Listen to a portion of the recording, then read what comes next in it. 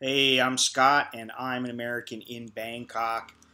In case you have not heard, yesterday at about 11:45 in the morning, Bang passed away.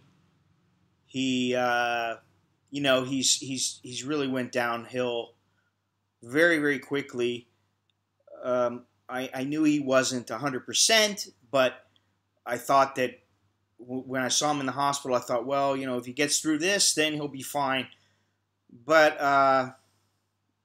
apparently his he was having problems breathing, and then his uh, the doctor said his heart was weak. So I kind of prepared myself, to be honest, and he wasn't able to have his surgery done.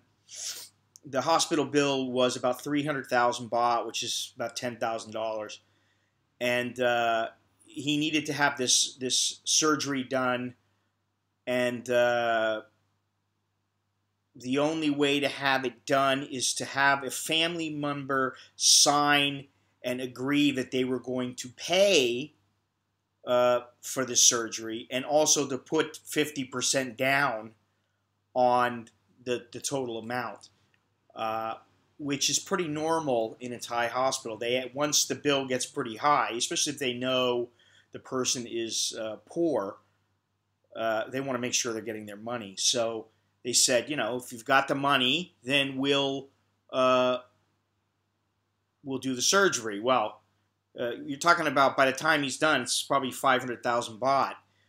So the son didn't have 250,000 baht. He didn't want to be responsible for the other 250,000 baht, even if he did manage to come up with it, which he couldn't. And so they released Bang on the 19th of December, and he's been at home, and he's had tubes in him. He's been urinating through a tube, uh, and he's been trying to pull the tubes out. And then Oi has been calling me pretty much every day, a couple times a day. And she had been saying, at first I thought, oh, she's calling me. I don't want her to call me too much, because if she's calling me, the real reason that I want her to call me is if it's important or he passes away. And so I was kind of holding my breath whenever she called. Um, but this past weekend, she called a couple times. She said, he keeps saying he doesn't want to live anymore. He's tired of this, and um, yeah. So I don't know exactly, what the diagnosis, what the reason is that he passed away. But I know that he wasn't eating. He wasn't taking his medicine. She said that every time she gave him the medicine, that he would spit it out, and he didn't even want to drink juice or anything like that. It was very hard to get him to eat, and I think that sped things up a little bit, not eating. And he had a doctor's appointment actually tomorrow, so he didn't make it.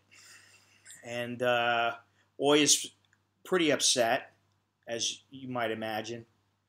And we went today. Well, I went to see her today, and with the understanding that we were going to go to the temple. And the thing is that they need to release the body uh, to a family member, and the son is supposed to come sometime today. She still hasn't called me back today.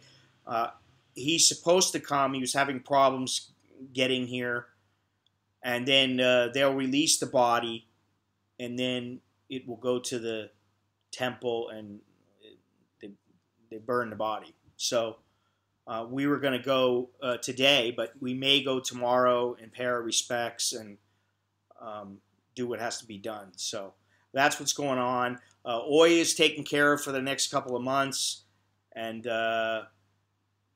she's going to be okay. But I'm going to keep an eye on her, and this is the kind of thing I'll check on her as often as I can, and make sure she has a phone now, and she can call me, and I'll call her. So I'm just hoping that she gets through it okay. She's pretty upset and worried about what she's going to do. She's worried about ghosts and ghosts in the place that they were living, and whether or not she should stay there, and where would she go if she doesn't stay there, and just it's really not a great situation. So and I'm not real experienced with this kind of thing. I don't know really what to say to her other than he's in a better place and he's not feeling any pain now. So anyway, I really appreciate all the help, and she's going to continue to get help. I've got some photos and stuff, but I'll take some video and talk to her and stuff when she's in a little bit better state of mind. So anyway, until next time, I'm Scott. I'm an American in Bangkok. Chok bi la jerkan mai.